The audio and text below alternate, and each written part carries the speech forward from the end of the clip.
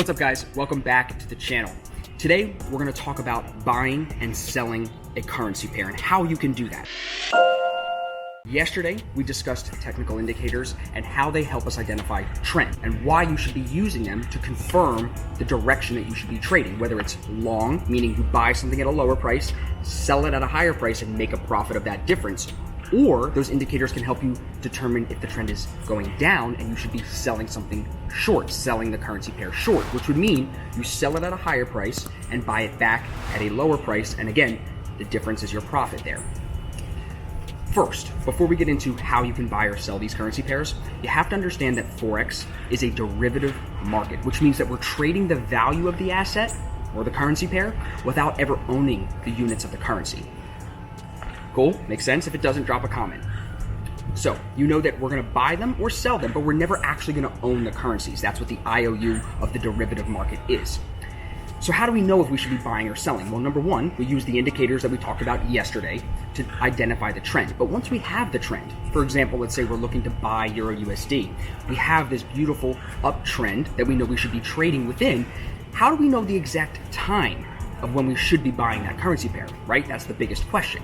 Trading isn't just about identifying the trend or identifying the direction you should be moving. It's also having the right timing, right? You've heard me say it many times, Riley. Very rarely are we wrong because of the indicators, but sometimes we're early, and that's when you take those losses.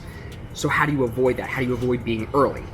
First, you have to understand that price creates patterns. Going long, meaning moving higher, offering buying opportunities, and it creates patterns going short. The patterns are actually the same, just inverted, going long or going short. The reason these patterns are created is because over 50% of the trades that are done on any single day in the Forex market, those trades are created by high-frequency trading algorithms, trading robots that are run by big banks, big governments, and big corporations.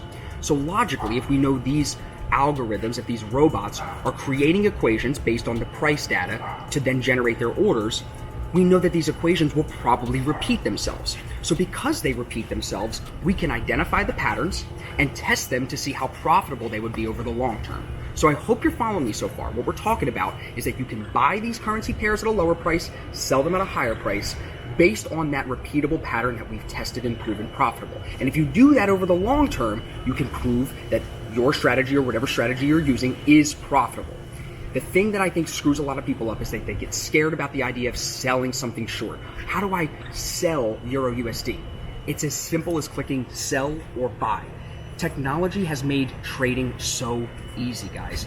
Between funding your broker account, getting your platform set up with that broker account, it is beyond simple. We have tons of videos on that on the YouTube channel. You can just click below and you can see how to get set up doing that. But on the surface, after the last 3 videos, you guys should understand, number one, why no one needs to forecast anything. You should only be reacting.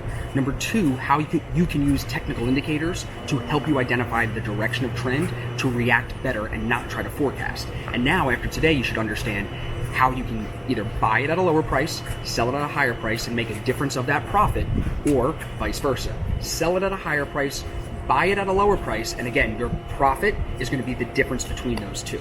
So I hope the video helps kind of clarify what the market is and how you can get in and how you can get out in profit, either going long or going short. If there's anything about this video that was unclear, or maybe you just have another question that I didn't cover, drop a comment down below. I'm more than happy to help you guys with anything that you need. How was that, Ryan? Pretty good? Covered it well? Yeah. Good. So we're going to wrap up today's video right here, guys. Short and sweet. I hope you liked it. Like I said, if there's any other questions, just drop a comment down below, and we'll see you guys in tomorrow's video.